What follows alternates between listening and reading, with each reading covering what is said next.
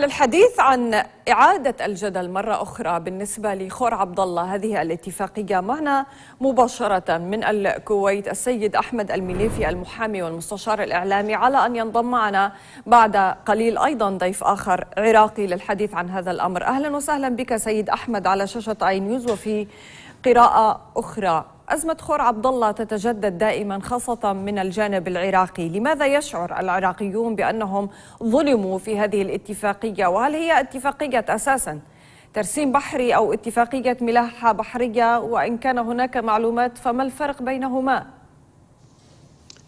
الحمد لله والصلاة والسلام على رسول الله، والسلام عليكم ورحمة الله وبركاته. الأخوة الأشقاء في العراق الشقيق، أهلا بك.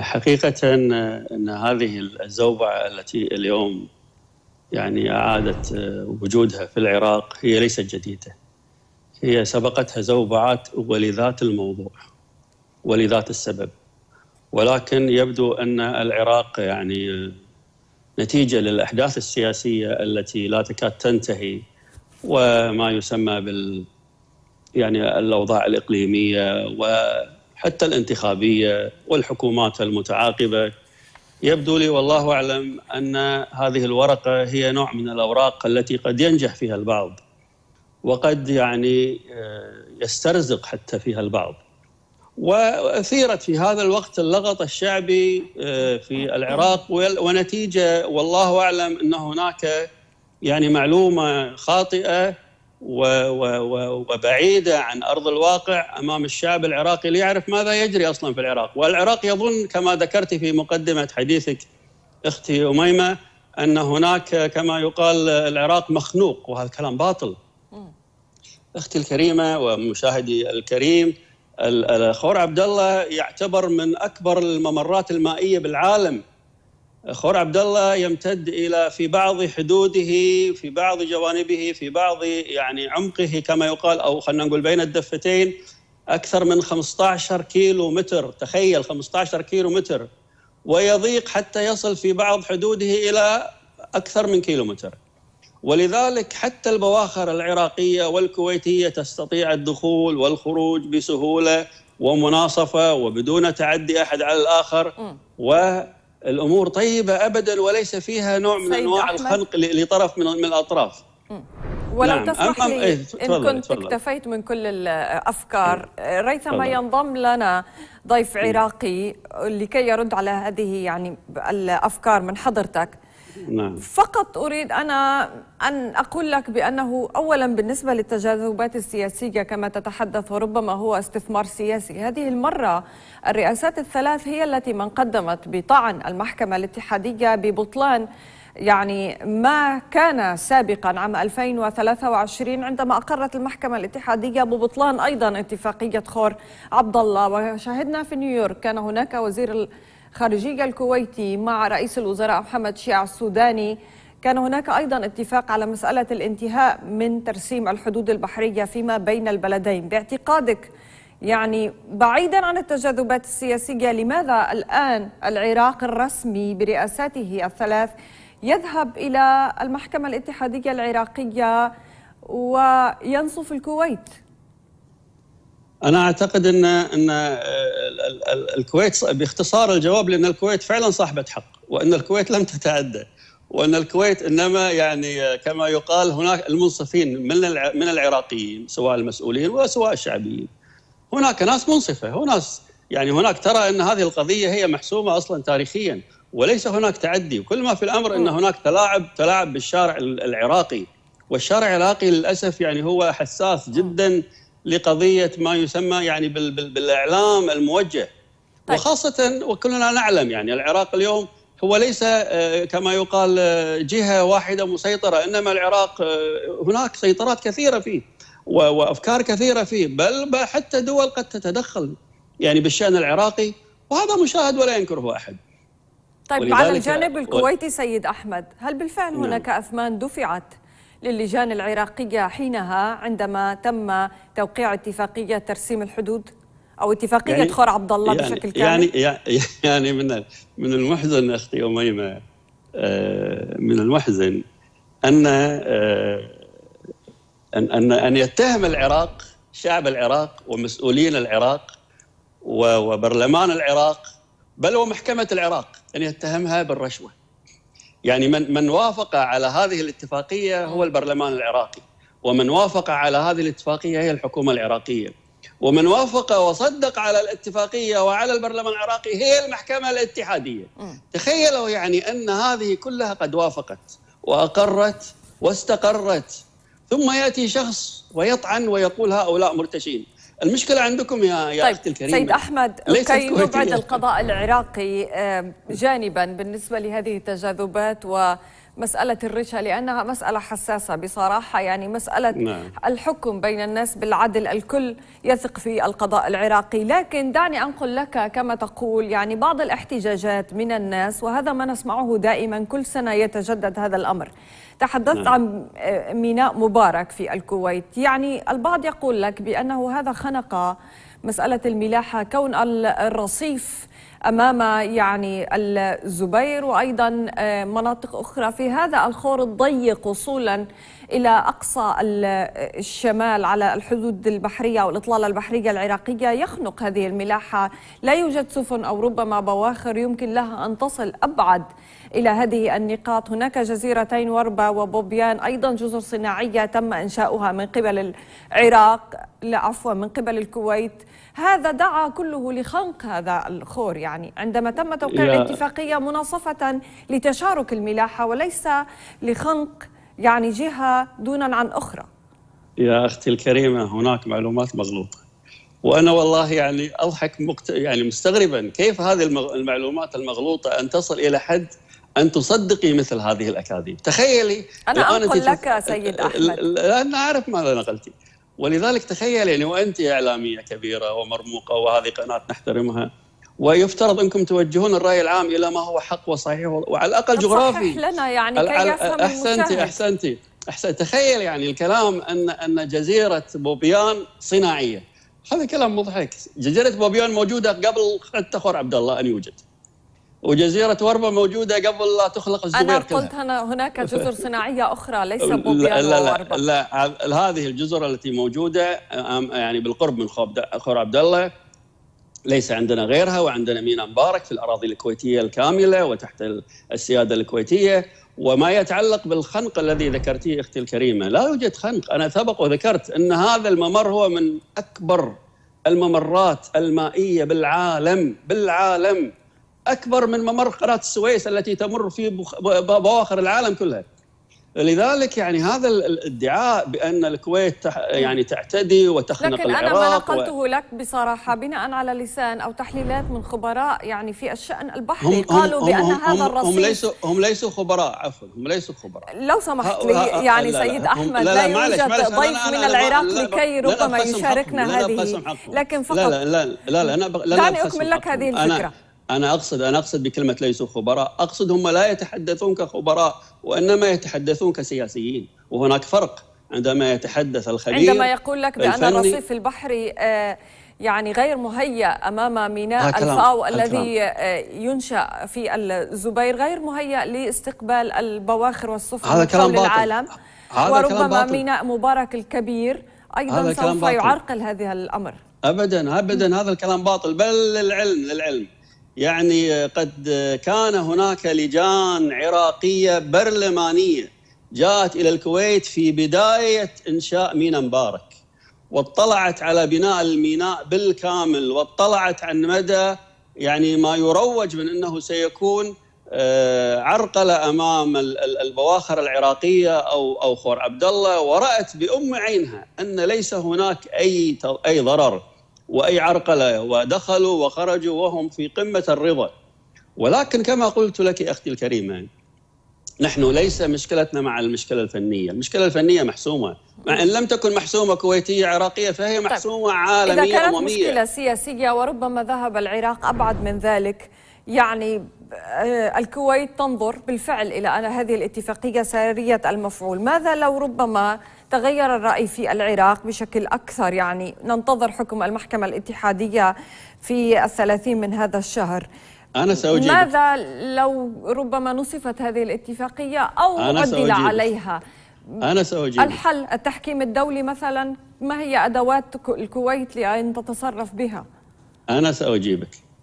الحقيقة أن هذه المشكلة ليست كويتية، يعني مشكلة ما يتعلق بنسف الأحكام والاتفاقيات الدولية المستقرة في داخل العراق نتيجة للتغيرات السياسية المستمرة في العراق، هذا شأن عراقي وليس شأن كويتي. ولذلك لو سلمنا بهذه الطريقة اللا قانونية أنه كلما تغير نظام وكلما تغيرت أمزجة الشعب وكلما كما يقال تم يعني توجيه التهم لبعضهم البعض، هذه الشعوب وهذه الأنظمة وهذه الكيانات، وجاءت المحاكم أيضا وسارت في هذا الفلك وصارت يعني تبني قرارات بناء على المعطيات الشارع ومعطيات الأمزجة والأنظمة، لن يبقى حكم على وجه الأرض مستقر، لن يبقى حكم على وجه الأرض مستقر ولا اتفاقية. ولذلك هناك اتفاقيات يعني ما يتعلق يعني بصراحة لأن العراق يعني يختلف عن الكويت تاريخيا، يعني هناك الكثير من الأحداث مرت على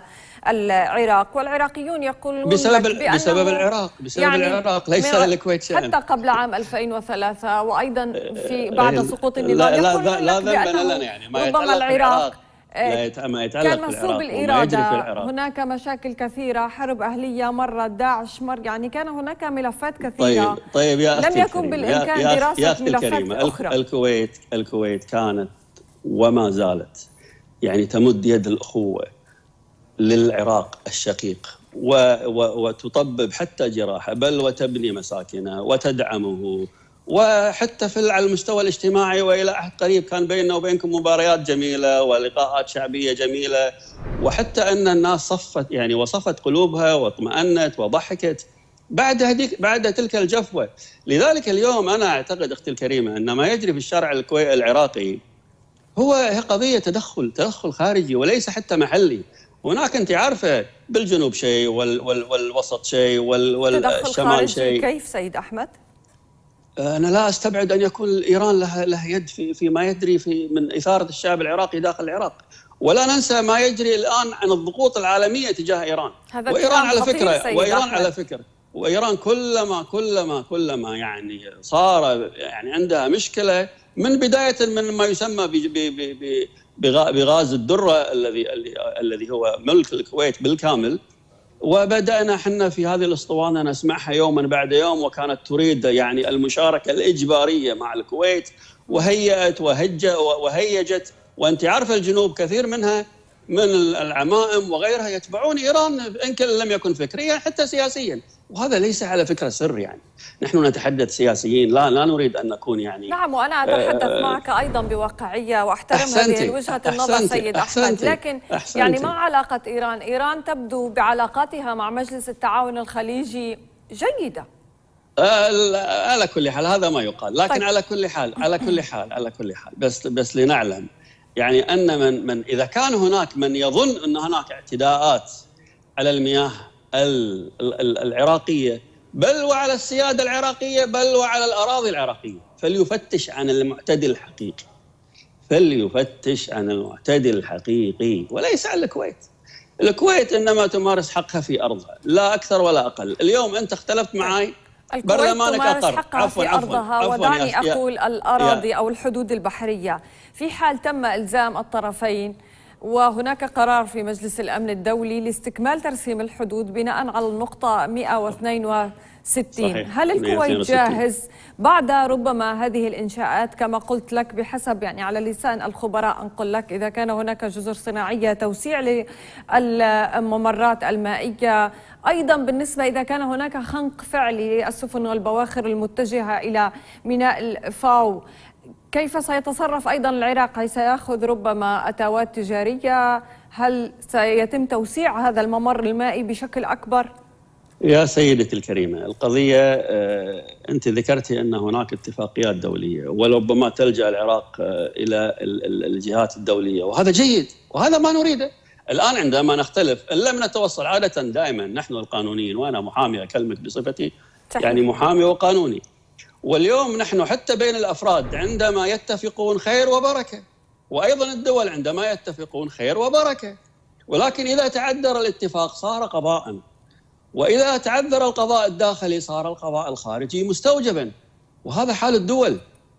إنما أن يكون هناك الجواب والرد على يعني الخلاف السيادي والسياسي، أن يكون الجواب هو الشارع والبلطجة، هذا ليس من خطاب العالم المتحضر. وجربنا البلطجة، جربت العراق البلطجة أيام صدام حسين، جربت وعرفت ماذا كان وماذا صار وماذا إلى وأيضا العراقيين يقولون أو العراقيون يقولون لك بأنه أيضا بعد هذا يعني الغزو للكويت ربحت أكثر مما خسرت الكويت. أيضا تقدمت في أم قصر، أيضا هناك يعني مناطق أخذتها، أيضا هناك أبداً تعديات على ربما كل ما في الأمر أن الكويت كانت في أيام صدام حسين يعني كان يمارس كما يقال الدجل الاجتماعي، وكما يقال الدجل الجار، وأنه يصور حالة من حالات الود الاجتماعي بيننا، وصدقناه لأننا حسنين النية. فكان حتى هذه قضية المواقع المتساهل عليها والمتبادل بين الكويت والعراق هي أراضي ومواقع كويتية بحتة 100%. ولما حان الوقت المناسب وظهر هذا خلينا نقول الوجه القبيح، الوجه الصدامي تجاه الكويت ومن يؤيده، ولذلك الكويت مجرد أنها قالت أريد حقي لا أكثر ولا أقل، أريد حقي بالكامل. وللعلم الكويت وضعت يدها على جزر هي كويتية بعد الغزو مباشرة. ليس فقط هل كانت كويتية؟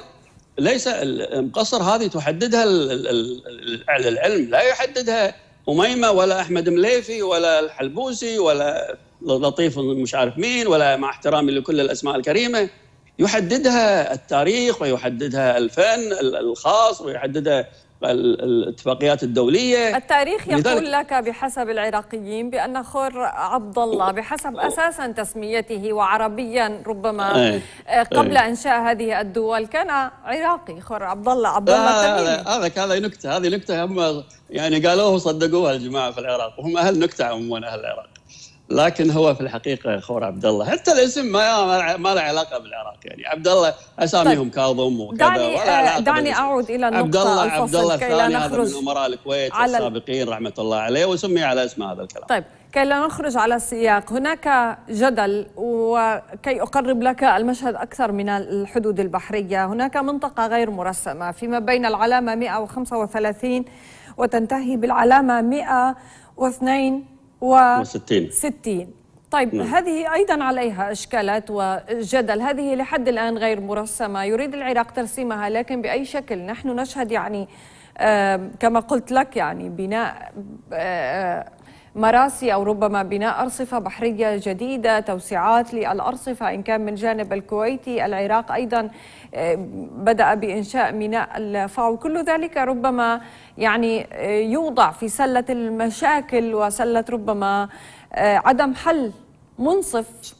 بالنهاية هناك كما ذكرت قبل قليل، إما أن نرتضي الحد الودي وإما أن نجلس على طاولة مستديرة.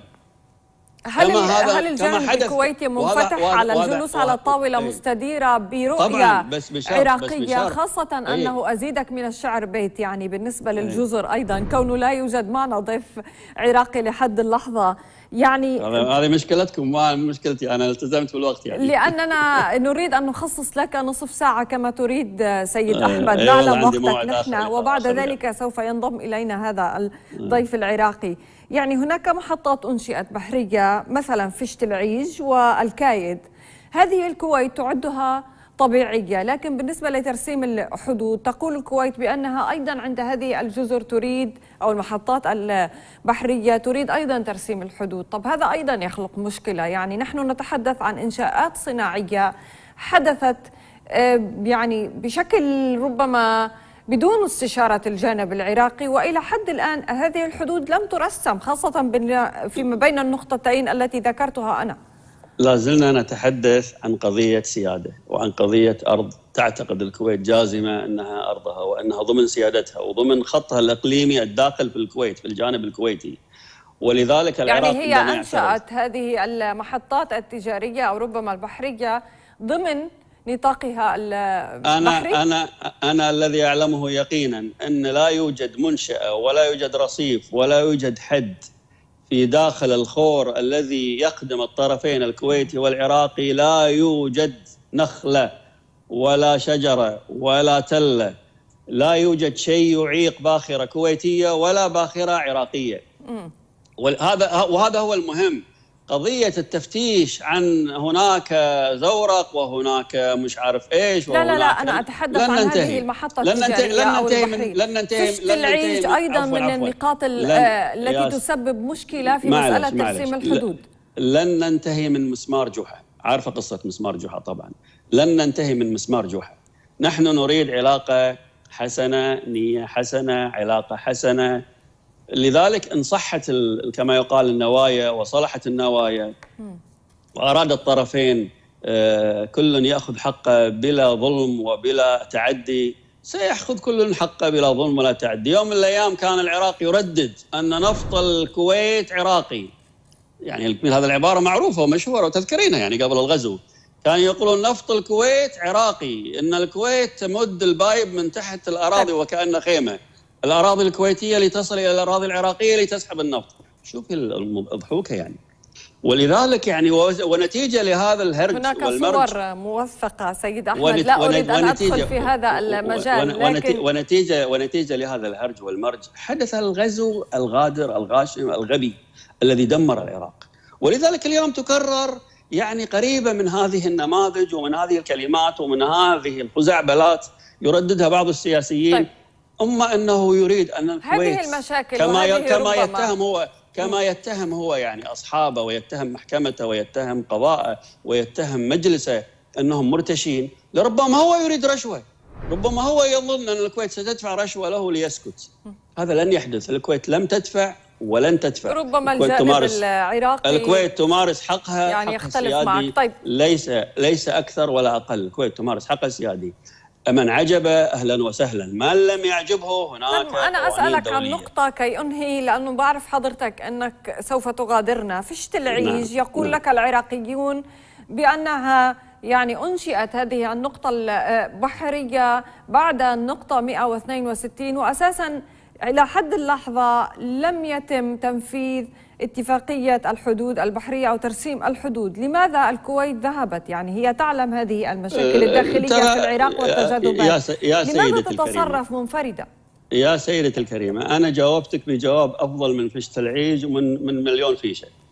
أنا جاوبتك بكلام جميل وصريح وواضح. قلت لك لا يوجد باخرة كويتية ولا عراقية إلا وتدخل مرتاحة البال، لا هذه تضرب هذه ولا هذه تحد هذه ولا تمنع هذه. ولذلك ما يتعلق كما يقال الأشياء الصغيرة التي قد تنشأ، قد تحدث، قد تخطئ، هذه ممكن التساهل فيها، ممكن النقاش فيها، ممكن الجلوس حولها، ليست قضية يعني هي الأصل. لا تجعلون من هذه الأشياء الصغيرة هي الأصل. الأصل هو هذا المعبر. يكفي للكويت والعراق ولا ما يكفي؟ نعم يكفي. تمر السفينة الكويتية والعراقية مرتاحين دون ضرر؟ نعم يكفي. ليش هذا الكلام الزايد؟ وليش المحاولة وضع المسمار دائما في النص؟